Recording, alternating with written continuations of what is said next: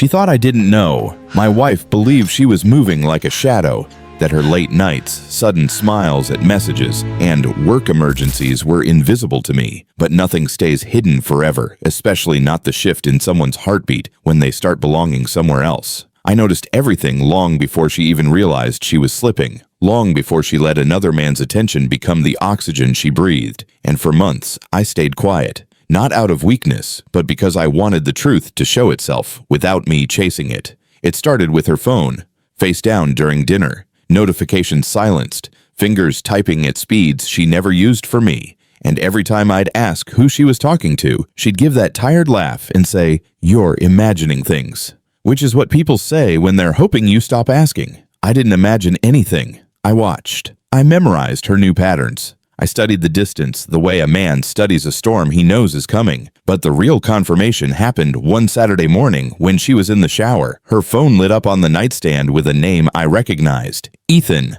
a married coworker I'd met twice at office events, the kind of man who always looked like he rehearsed his compliments in the mirror. The message wasn't explicit. It didn't have to be. "Can't stop thinking about last night." That alone was enough to collapse every excuse she had ever given me. And the strange thing? I didn't feel anger. I felt clarity, a kind of silence inside me that came with answers instead of questions. That same afternoon, while she napped on the couch pretending to be exhausted from work, I did something most husbands never think to do. I found Ethan's wife on social media. Her name was Claire, a soft-featured woman with calm eyes and a quiet smile. The kind of person who looked like she apologized even when things weren't her fault. It didn't take long to confirm my suspicion. Claire had been liking fewer of Ethan's posts, showing up in fewer pictures, almost as if she was fading out behind the scenes. So I reached out, not with anger, not with accusations, but with a simple, honest message. "I think our spouses are involved. You deserve to know."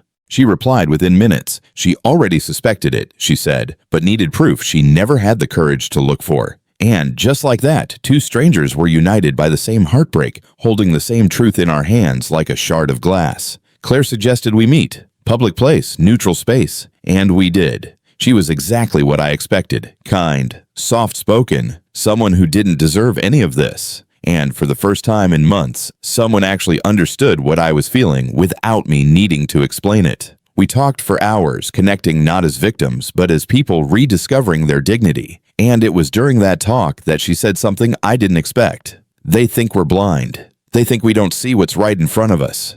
I nodded, and something, quiet, calm, not vengeful, grew inside me. "So let's show them we do." The opportunity came faster than I expected. My wife invited me to a small group dinner her team was hosting, insisting Ethan and his wife would be there, trying to play the role of a loyal wife masking an affair with overly bright enthusiasm. I said yes. Claire said yes. We walked into the restaurant separately, but exchanged a look only we understood. Ethan froze when he saw Claire standing tall beside me. My wife froze when she saw Claire's eyes shift from her husband to her, and then froze even harder when Claire stepped closer to me, her hand brushing my arm gently, not seductively, but with the quiet confidence of someone reclaiming her worth. The air thickened. My wife's smile cracked like thin glass. Ethan's hand jerked toward his drink like he needed something to hide behind, and I did exactly what neither of them expected. I turned toward Claire, cupped her face slowly, giving everyone a clear, undeniable moment, and kissed her. A soft, calm, deliberate kiss. Not revenge, not passion. Truth. My wife gasped like someone had pulled the ground out from beneath her feet. What are you doing?" she stammered, voice shaking.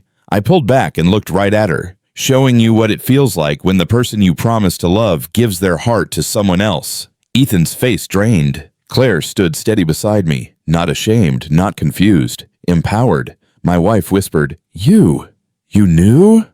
"I knew long before you realized you were lying," I said. "I waited for you to tell me. You never did." Her eyes filled with panic, not guilt, panic. Because the control she thought she had shattered the moment she realized I wasn't the blind, loyal husband she assumed I'd always be. "This isn't fair," she whispered. "No," I said softly. What wasn't fair was being faithful to someone who checked out months ago. Claire took my hand, not romantic, just unified, and together we stepped away from the table, leaving them to sit in the reality they had created. That night didn't start with a kiss. It started with truth. The kiss was just the moment they finally saw the truth they thought they'd hidden. And walking out of that restaurant, I realized something I hadn't felt in a long time. I wasn't broken. I was done settling for someone who thought I'd never see the truth.